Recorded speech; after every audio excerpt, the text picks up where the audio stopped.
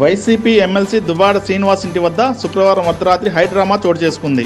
Srikakulam YCP MLC Duvvada Srinivas తన కొత్త ఇంట్లో ఇంకో మహిళతో ఉన్నాడని శుక్రవారం పెద్ద కుమార్తె హైందవితో పాటు ఆయన భార్య దువ్వాడ వాణి శ్రీనివాస్ నివాసం వద్దకు వచ్చారు.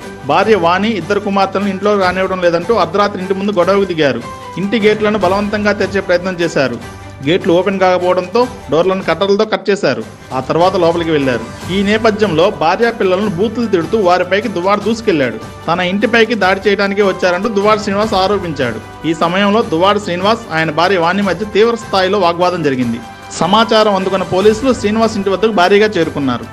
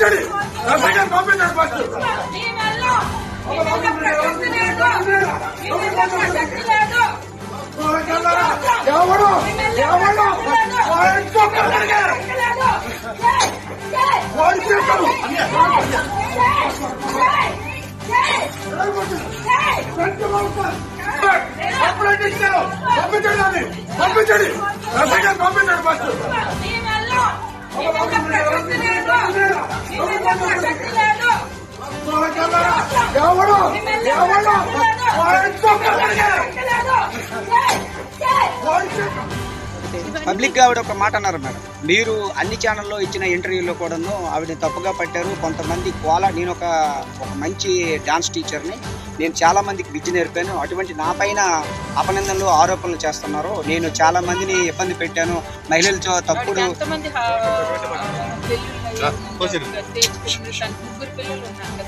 ఆ ముగ్గురు పిల్లలు ఎవరో పిల్లలు తన క్లారిటీ ఉందని చెప్పండి. డిఎన్ఏ టెస్ట్ కూడా చేయమని చెప్పండి. డిఎన్ఏ టెస్ట్లు తన పిల్లలు ఎవరితో పుట్టారు అనేది, దాని క్యారెక్టర్ ఎలాంటిది అనేది మేము బ్లేమ్ చేయడం కాదు, టెస్ట్లు చేయాలి. టెస్ట్లు చేస్తే రిజల్ట్ వస్తుంది కదా. మేము ఏ వ్యక్తి పేర్లు చెప్పం బయటకి. మేము ఏ వ్యక్తి పేర్లు చెప్తే వాళ్ళ ఫ్యామిలీ తప్పు పడిన వాళ్ళు మోసం. ఈమె క్యారెక్టర్ కోసమే నేను ఎవరితో ఏ విషయాలు, ఎందుకంటే నా ఫ్యామిలీలో నా పిల్లల జీవితాల్లో మాకు ఇబ్బంది పెట్టింది కాబట్టి, లేకపోతే ఎంతో మంది ఎవరో వెళ్తుంటారు పోతుంటారు, మాకు రోడ్ల మీద వెళ్ళదు. ఒక ఉన్నతమైన కుటుంబం, ఒక న్యాయ వ్యవస్థకు సంబంధించిన కుటుంబంతో నా యొక్క బంధం ఉంది అని కూడా తెలుసు కదా. ఇవే చేసేదండి అంటే వేరే వాళ్ళ లైఫ్ లోకి వచ్చి వేరే వాళ్ళ లైఫ్ మేడం, చివరిగా మీరు ఏం కోరుకుంటున్నారు? మా ఇళ్లలో ఇలాంటి ఇల్లీగల్ అఫైర్స్ అనేవి మేము ఊరుకోమండి.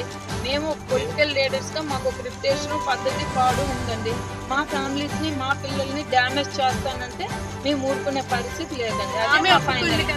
శ్రీను గారు మేమైతే పెళ్లి చేసుకోలేదు. ఎందుకంటే ఇల్లీగల్గా పెళ్లి చేసుకోవడం అనేది చాలా తప్పు. ఎందుకంటే నాకు డైవర్స్ అవ్వలేదు, అతనికి కూడా డైవర్స్ అవ్వలేదు. సో మేము ఎక్కడ కూడా మ్యారేజ్ చేసుకోలేదు.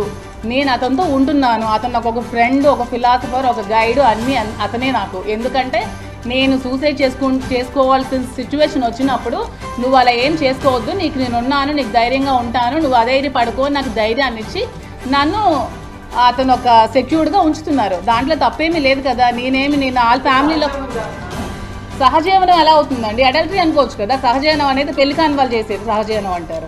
పెళ్ళైన ఇద్దరు అమ్మాయి అబ్బాయి చేసేది అడల్టరీ అంటారు. అడల్టరీకి అక్కడ సుప్రీంకోర్టులో కూడా ఇది ఏం లేదు.